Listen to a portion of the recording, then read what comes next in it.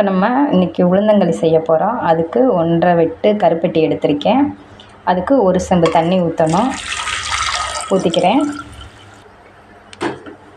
இப்போ அடுப்பு பற்ற வச்சு கொஞ்சம் நேரம் அது கரையணும். அது கரையிற வரைக்கும் வெயிட் பண்ணுவோம். இப்போ நம்ம அது கரைஞ்சிருச்சு. அதை ஃபில்ட்ரு பண்ணி வச்சுக்கிறோம். ஏன்னா அதில் கரைசல் இதாக இருக்கும், மண்ணாக இருக்கும். அதனால் ஃபில்ட்ரு பண்ணி வச்சுக்கிறோம். இப்போ நம்ம அந்த இதை கரைச்சி வச்சுருந்ததை திரும்ப ஃபில்ட்ரு பண்ணதை ஊற்றிடுவோம்.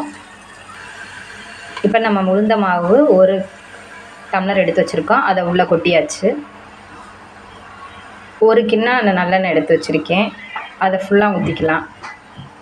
ஏன்னா நல்லெண்ணெய் உடம்புக்கு ரொம்ப நல்லது. பிள்ளைங்களுக்கு உளுந்தங்களியோடு சேர்த்து கொடுக்கையில் இன்னும் உடம்புக்கு ரொம்ப நல்லாயிருக்கும். நல்லது தான். கட்டி விடாமல் கிண்டணும். அம்மா கிண்டிக்கிட்டு இருக்குது.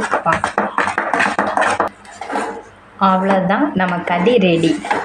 நம்ம அப்பாட்ட கொடுத்தாச்சு. டேஸ்ட் பண்ணுறாங்க. எப்படி இருக்குன்னு சாப்பிட்டு சொல்லுவாங்க. ரொம்ப நல்லா இருக்குது.